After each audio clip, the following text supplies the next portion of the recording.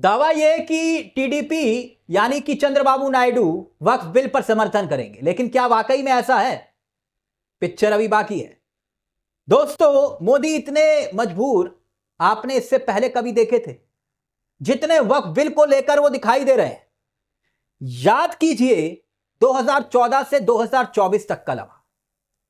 मोदी जी ने जो चाहा, जैसा चाहा वैसा फैसला लिया। भले ही कुछ फैसले विरोध के बाद उन्होंने वापस लिए, मगर इससे पहले वो इतने मजबूर कभी नहीं थे जितने अब दिखाई दे रहे हैं। वैसे नायडू और नीतीश अपने पत्ते आखिरी वक्त में खोलेंगे। नायडू भले ही दावा करें कि वो इस बिल पर साथ खड़े हैं, लेकिन अंदर की खबर यह आ रही है कि नायडू खेल करने वाले हैं। और उनके पत्ते देखने के बाद, यानी कि नायडू और नीतीश के पत्ते देखने के बाद, चिराग और मांझी भी आखिरी वक्त पर ही स्टैंड लेंगे। मगर क्या आप जानते हैं वक्फ की सियासत का वो सच जो चंद घंटों के भीतर देश की सियासत की सूरत को बदलने जा रहा है?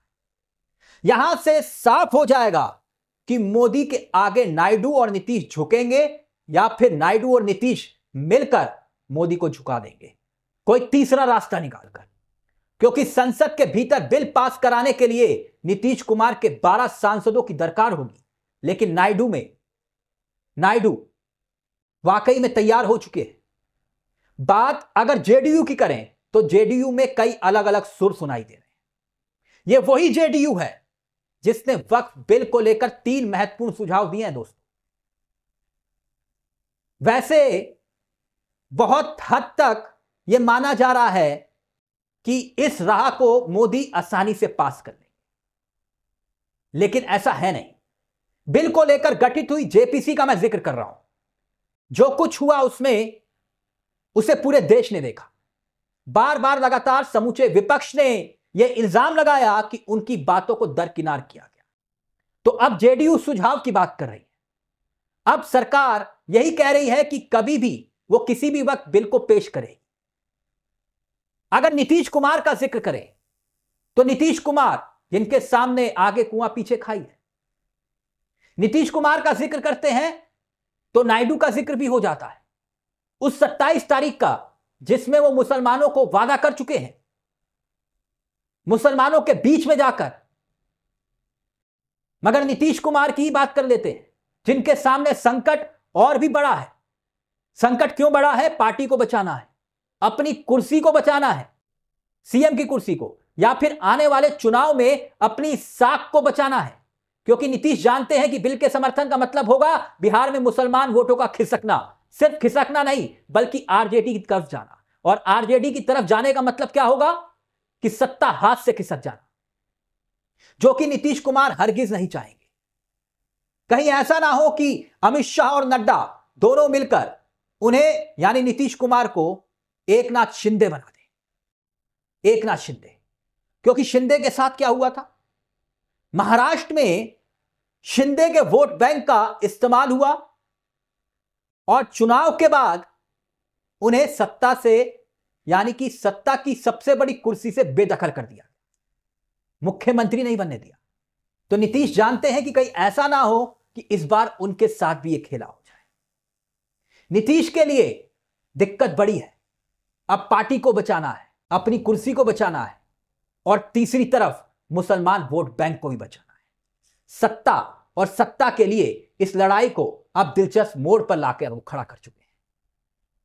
लड़ाई और भी दिलचस्प है। नड्डा जो इस वक्त बहुत मेहनत कर रहे हैं, इतनी मेहनत कि वो सदन के भीतर कहते हैं कि हर जिले में उनके हिसाब से 400 से 500 मेडिकल कॉलेज खुल चुके हैं। याद है ना नड्डा का बयान सदन के भीतर? यह कमाल की सियासत चल रही है।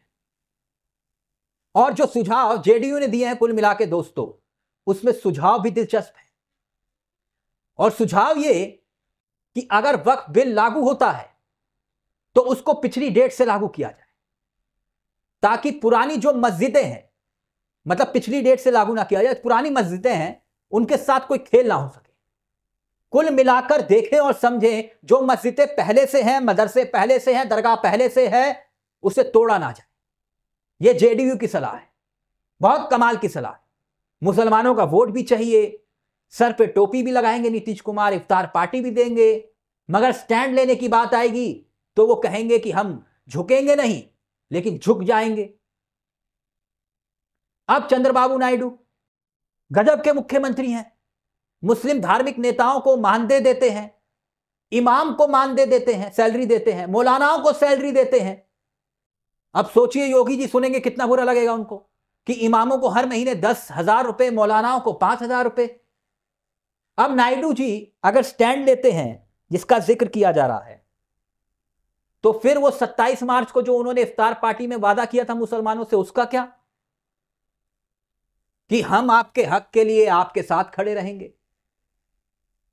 नायडू जो दोस्तों 5300 करोड़ का अल्पसंख्यकों पर बजट खर्च करने का जिक्र करते हैं, इस बार इनकी तैयारी है जो बजट में लेकर, सोचिए उनके लिए मुस्लिम वोट बैंक कितनी बड़ी मजबूरी होगी।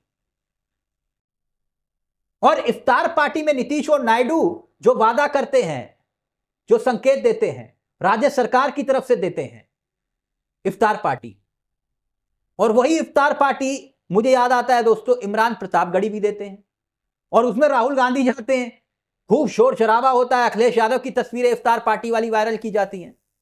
तो मेरा उन जो बीजेपी के आईटी सेल वाले हैं उनसे सवाल है कि आप नायडू और नीतीश कुमार की इफ्तार पार्टी की तस्वीरें क्यों वायरल नहीं करते? करके देखिए एक बार। लोकसभा में नायडू साहब के जो एमपीज हैं, यानी जो उनके सांसद हैं, राज्यसभा में जो सांसद हैं, अब वो क्या स्टैंड लेंगे? भले ही अब बाहर कहा जा रहा है कि हम बिल्कुल जो है मोदी के साथ खड़े हैं इस बिल को लेकर, और अगर वो खड़े रहते हैं तो फिर वो सारी जो इफ्तार पार्टियां धरी की धरी रह जाएंगी। दिलचस्प बयान किरण रिजिजू देते हैं। किरण रिजिजू ये कहते हैं दोस्तों कि जो भोले भाले मुसलमान हैं उन्हें गुमराह किया जा रहा है। अब सोचिए, किरण रिजिजू को मुसलमान आज भोले भाले दिखाई दे रहे हैं, है ना? दिलचस्प सियासत। जिन्हें वो भोला भाला कह रहे हैं, गुमराह किया हुआ कह रहे हैं, कभी उनके कपड़ों से कोई उन्हें पहचान लेता था। मोदी जी ने कहा था ना, सरकार मुसलमानों की संपत्ति और अधिकार छीनने की कोशिश नहीं कर रही, यह समझाने की कोशिश कर रही है सरकार। और किरण रिजिजू कह रहे हैं भोले भाले मुसलमान।